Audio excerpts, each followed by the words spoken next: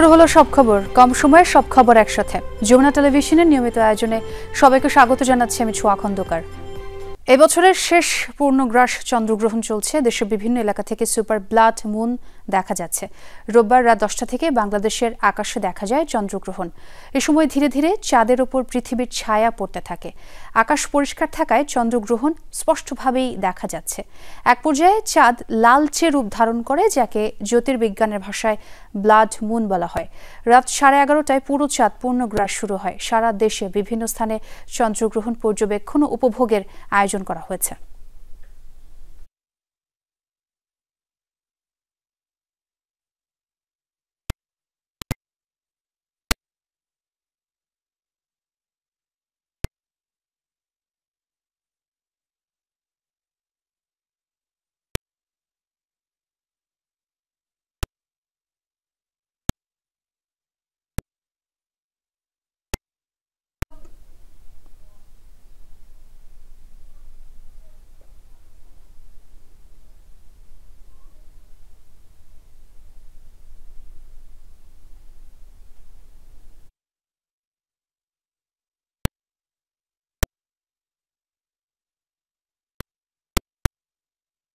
দর্শক, এই বছরের শেষ পূর্ণগ্রাস চন্দ্রগ্রহণ চলছে। আরো খবরাখবর জানাবো আপনাদের। সহকর্মী শামীম রেজার সঙ্গে যুক্ত হতে চাই। শামীম, পূর্ণগ্রাস কতক্ষণ থাকবে এবং কতটা সময়ে দেখা যাবে এই মহাজাগতিক ঘটনা, একটু জানাবেন আমাদেরও।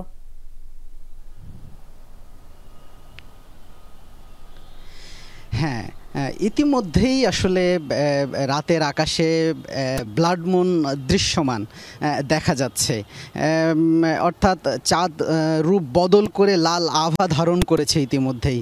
এই রক্তিম আভা আসলে রাতের আকাশ জুড়ে ইতিমধ্যেই ছড়িয়ে পড়তে শুরু করেছে। হয়তো আমাদের ফুটেজেও আমরা দেখাতে সক্ষম হচ্ছি যে রক্তিম চাঁদ ঠিক দেখতে কেমন দেখাচ্ছে এই মুহূর্তে, যা বাংলাদেশ সহ বিশ্বের কোটি কোটি মানুষ ইতিমধ্যে দেখছে, উপভোগ করছে। বাংলাদেশের আকাশে আসলে চন্দ্রগ্রহণ শুরু হয়েছে রোববার রাত 9:28 থেকে। এই সময় চাঁদ আসলে ধীরে ধীরে পৃথিবীর ছায়ায় প্রবেশ করে। চাঁদের পুরোপুরি লাল আভা অর্থাৎ ব্লাড মুন দেখা যেতে শুরু করে রাত 11:30 থেকে, যা চলবে আসলে রাত 12:52 পর্যন্ত। অর্থাৎ বিশ্বের বিভিন্ন প্রান্তের কোটি কোটি মানুষ আসলে রাত 12:52 পর্যন্ত ব্লাড মুনটা উপভোগ করতে পারবেন।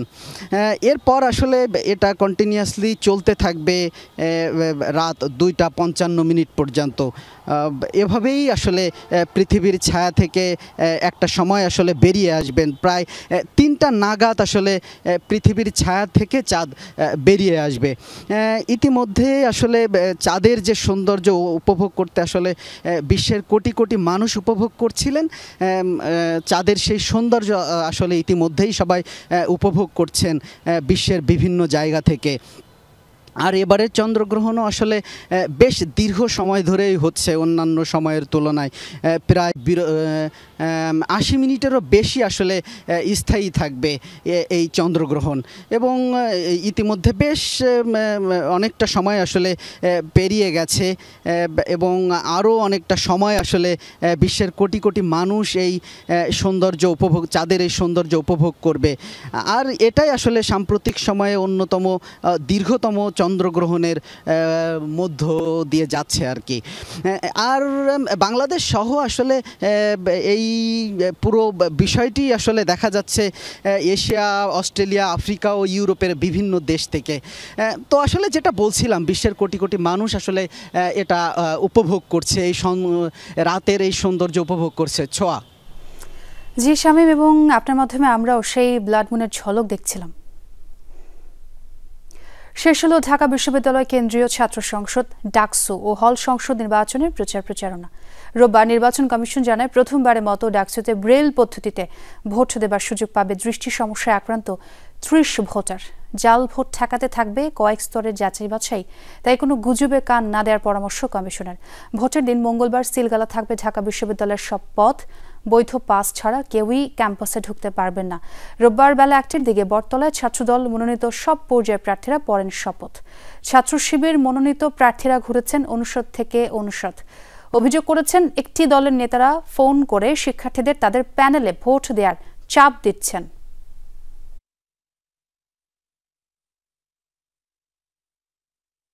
আমরা সবাই মিলে কাঁধে কাঁধ মিলিয়ে গণ অভ্যুত্থানের আকাঙ্ক্ষাকে ধারণ করে একটি সাম্য, মানবিক মর্যাদা ও শিক্ষার্থী বান্ধব ঢাকা বিশ্ববিদ্যালয়। যারা এই ধরনের হুমকি দিচ্ছে তাদের বিরুদ্ধে আপনারা 9 তারিখ আপনাদের অবস্থান জারি রাখবেন।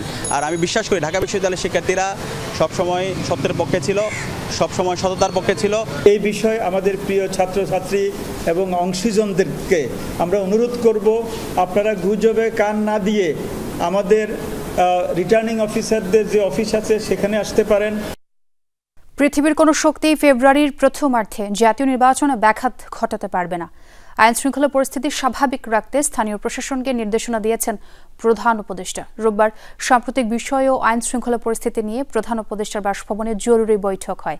এতে অংশ নেন 10 জন উপদেষ্টা, পুলিশ প্রধান ও ঊর্ধ্বতন সামরিক কর্মকর্তারা। পরে ফরেন সার্ভিস একাডেমিতে বৈঠকের সিদ্ধান্ত গণমাধ্যমকে জানান প্রধান উপদেষ্টার প্রেস সচিব শফিকুল আলম। তিনি জানান, দেশব্যাপী আইন শৃঙ্খলা বজায় রাখতে স্থানীয় প্রশাসনকে সক্রিয় হতে নির্দেশ দিয়েছেন প্রধান উপদেষ্টা। সে সাথে ঝটিকা মিছিলের বিষয়ে কঠোর ব্যবস্থা নেবে আইন শৃঙ্খলা বাহিনী। ফেব্রুয়ারির প্রথমার্ধে জাতীয় নির্বাচনের বিষয়ে সরকার অবস্থানে আবারও স্পষ্ট করেন প্রেস সচিব। ডাকসু নির্বাচন যেন উৎসব মুখর হয় সেই ব্যাপারেও নির্দেশনা দিয়েছেন প্রধান উপদেষ্টা ডক্টর মোহাম্মদ ইউনূস। গণতান্ত্রিক অগ্রযাত্রাকে ব্যাহত করার জন্য সকল শক্তি নিয়ে মাঠে নামছে। এটা এখন আইন শৃঙ্খলা পরিস্থিতি নয়, এটা একটা জাতীয় নিরাপত্তা ইস্যু হয়ে দাঁড়িয়েছে। বৈঠকে সিদ্ধান্ত হয়েছে ঝটিকা মিছিল সহ বেআইনি সমাবেশের বিষয়ে মনিটরিং জোরদার করতে হবে। এর নেপথ্যে যারা সক্রিয় রয়েছেন তাদের বিরুদ্ধে কঠোর আইনি ব্যবস্থা নেওয়া হবে।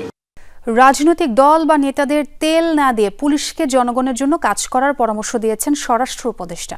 শুধু আইন শৃঙ্খলা বাহিনী নয়, জনগণ, রাজনৈতিক দল আর নির্বাচন কমিশন সহ সংশ্লিষ্টদের সহযোগিতা ছাড়া উৎসবমুখর আর সুষ্ঠু নির্বাচন সম্ভব নয় বলেও মনে করেন তিনি। রোববার সকালে রাজারবাগে নির্বাচনী প্রশিক্ষণ কর্মসূচির উদ্বোধন অনুষ্ঠানে এসব কথা বলেন তিনি। যতই চাপ আসুক, নির্বাচনের আগে লটারির মাধ্যমেই পুলিশে বদলি ও পোস্টিং দেয়া হবে বলে আবারও জানান অবসরপ্রাপ্ত লেফটেন্যান্ট জেনারেল জাহাঙ্গীর আলম চৌধুরী। এ সময় পুলিশের আইজি বাহরুল আলম বলেন, এবারের নির্বাচন পুলিশের জন্য অগ্নি পরীক্ষা। চাপের মধ্যে থেকে নিরপেক্ষভাবে দায়িত্ব পালন করতে পুলিশ সদস্যদের প্রতি আহ্বান জানান তিনি।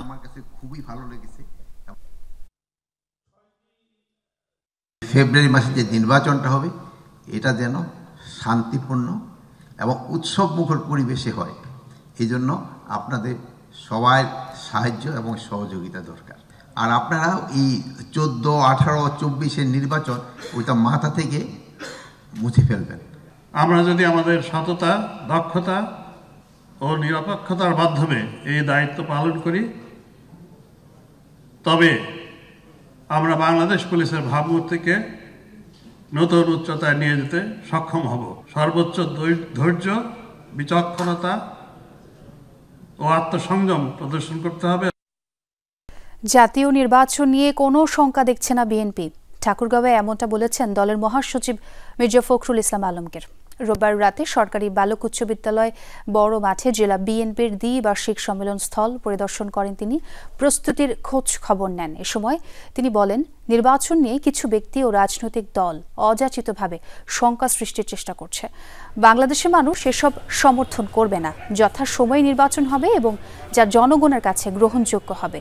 বিএনপি মহাসচিব আরও বলেন, তরুণ ও পুরাতনদের নিয়ে সফল সম্মেলনের প্রস্তুতি নেওয়া হয়েছে। সোমবার ঠাকুরগাঁও জেলা বিএনপির দ্বিবার্ষিক সম্মেলন অনুষ্ঠিত হবে। ভার্চুয়ালি বক্তব্য দেবেন দলের ভারপ্রাপ্ত চেয়ারম্যান তারেক রহমান। আমরা জাতীয় নির্বাচনে কোনো শঙ্কা দেখি না, তবে আমরা একটু উদ্বিগ্ন যে কিছু কিছু সংখ্যক ব্যক্তি অথবা রাজনৈতিক দল তারা অযাচিতভাবে এই শঙ্কা সৃষ্টি করবার চেষ্টা করছেন। যথাসময়ে নির্বাচন অনুষ্ঠিত হবে। দ্রুতই দেশে ফিরবেন তারেক রহমান। তার প্রত্যাবর্তনে নির্বাচনের প্রচারের অর্ধেক কাজ হয়ে যাবে, এমন মন্তব্য করেছেন বিএনপির স্থায়ী কমিটির সদস্য সালাউদ্দিন আহমদ। রোববার রাজধানীর ডিপ্লোমা ইঞ্জিনিয়ারিং ইনস্টিটিউটে জাতীয়তাবাদী আয়কর আইনজীবী ফোরামের আলোচনা সভায় এই কথা বলেন তিনি। বলেন, তারেক রহমানের দেশে প্রত্যাবর্তন ঐতিহাসিক ঘটনা হবে। এ সময় তিনি বলেন, জাতীয় নির্বাচন বাধাগ্রস্ত করতে চেয়ে কোনো লাভ হবে না। নির্বাচনের মধ্য দিয়ে রাজনৈতিক সরকার প্রতিষ্ঠা করতে হবে, যার মাধ্যমে জাতির আশা আকাঙ্ক্ষা পূরণ হবে।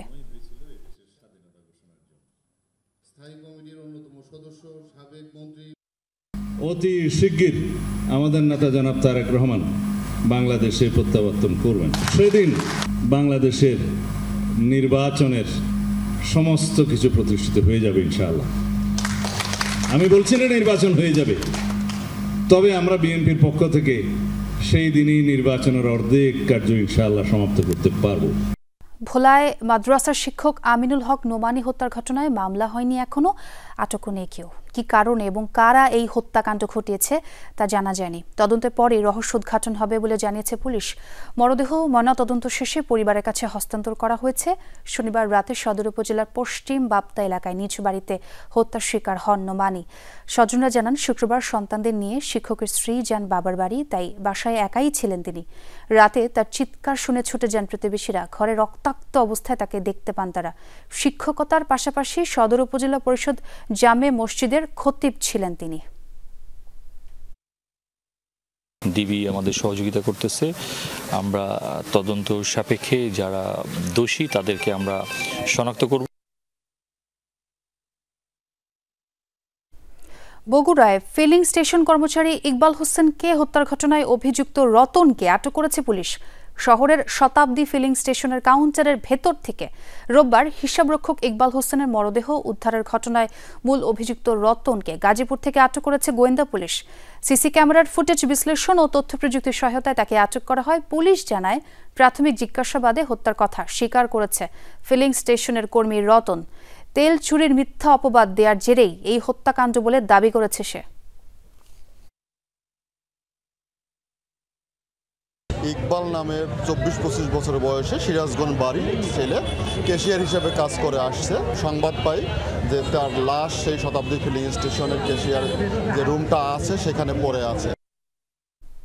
রাজবাড়ীর গোয়ালন্দে পুলিশের উপর হামলা ও গাড়ি ভাঙচুর মামলায় গ্রেফতার 6 জনের জামিন আবেদন নামঞ্জুর করে কারাগারে পাঠিয়েছেন আদালত। গোয়ালন্দ ঘাট থানার ওসি জানান, ডিবি ও থানা পুলিশের যৌথ অভিযানে উজানচর ইউনিয়ন ছাত্রলীগের সহসভাপতি মাসুদ মৃধা, উপজেলা স্বেচ্ছাসেবক লীগের সাধারণ সম্পাদক হিরু মৃধা, শাফিন সর্দার, এনামুল হক জনি সহ 6 জনকে গ্রেফতার করা হয়। এর আগে শুক্রবার জুমার নামাজের পর তৌহিদি জনতার ব্যানারে নুরাল পাগলা দরবার শরীফে হামলা ভাঙচুর চালানো হয়। কবর থেকে মরদেহ তুলে পুড়িয়ে দেয় বিক্ষুব্ধরা।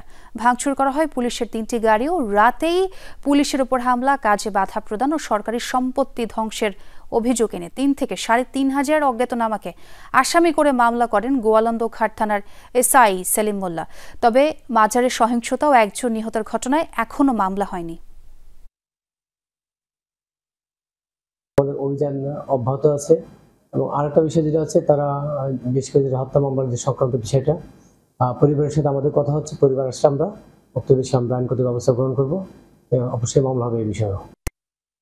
ঢাকা দক্ষিণ সিটি কর্পোরেশনে 5 কোটি টাকার জ্বালানি তেল খরচে অনিয়মের প্রাথমিক সত্যতা পেয়েছে দুদক।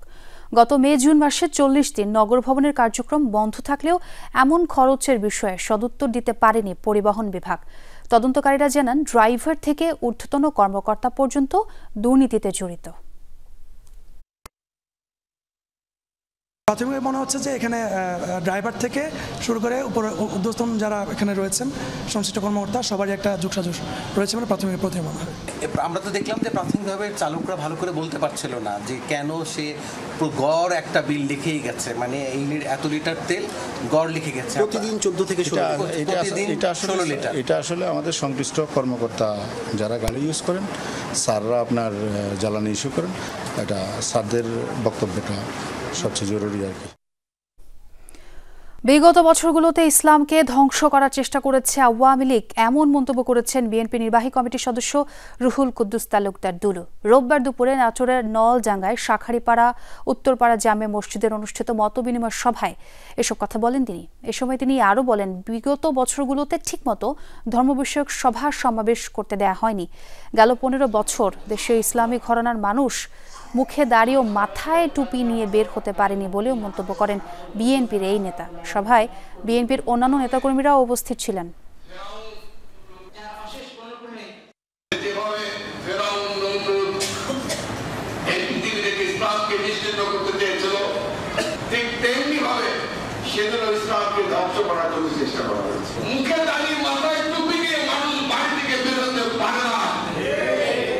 রংপুরে গণঅভ্যুত্থানের সময় হত্যাচেষ্টা, হামলা, ভাঙচুরের ঘটনায় নিষিদ্ধ ঘোষিত ছাত্রলীগের রোকেয়া বিশ্ববিদ্যালয় শাখার এক নেতাকে গ্রেফতার করেছে পুলিশ।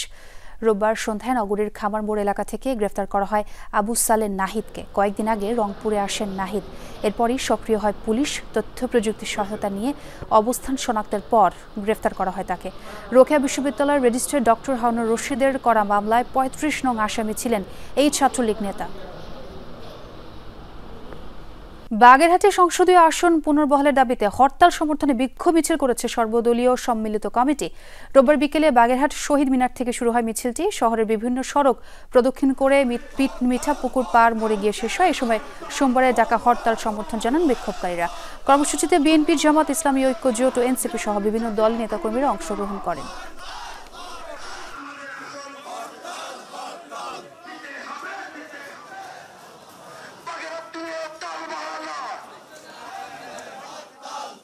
গাইবান্ধার ফুলছড়িতে নদী তীরবর্তী এলাকায় টেকনিক্যাল কলেজ স্থাপনের সিদ্ধান্তের বিরুদ্ধে বিক্ষোভ করেছে স্থানীয়রা। রোববার দুপুরে উপজেলা পরিষদ গেইটে মানববন্ধন ও বিক্ষোভ করে তারা। দাবি জানান টেকনিক্যাল কলেজ যেন সদরের পাশে কালীর বাজার এলাকায় করা হয়। বক্তাদের অভিযোগ, প্রশাসনের কিছু অসাধু কর্মকর্তা জমি অধিগ্রহণের সুযোগ নিতে সদর থেকে 12 কিলোমিটার দূরে কাতলমারি গ্রামে স্থাপনের প্রস্তাব করেন।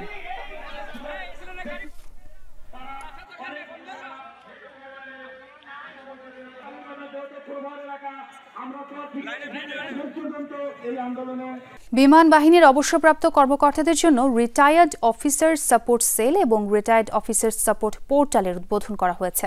রোববার বিমান বাহিনীর সদর দপ্তরে অনুষ্ঠান আয়োজন করা হয়। বিমান বাহিনী প্রধান air chief marshal Hasan Mahmud Khan support cell ও পোর্টাল উদ্বোধন করেন। জানানো হয়, রিটায়ার্ড অফিসার্স সাপোর্ট সেল অবসরোত্তর কর্মকর্তাদের সেবাসমূহ সহজ করার লক্ষ্যে প্রতিষ্ঠা করা হয়েছে। এছাড়া বিমান বাহিনীর অবসরপ্রাপ্ত কর্মকর্তাদের পেনশন পরবর্তী সেবাসমূহ তাদের হাতের নাগালে পৌঁছে দিতে রিটায়ার্ড অফিসার্স সাপোর্ট পোর্টাল উদ্বোধন করা হয়। This occasion is not merely the inauguration of a new office. This occasion is not merely the inauguration of a new office or website. It is a solemn promise we are making to uphold the core values of the Bangladesh Air Force.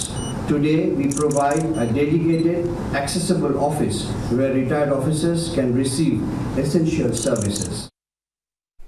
আর এই ছিল সব খবরের আজকের আয়োজনে। এতক্ষণ যারা সঙ্গে ছিলেন সবাইকে ধন্যবাদ।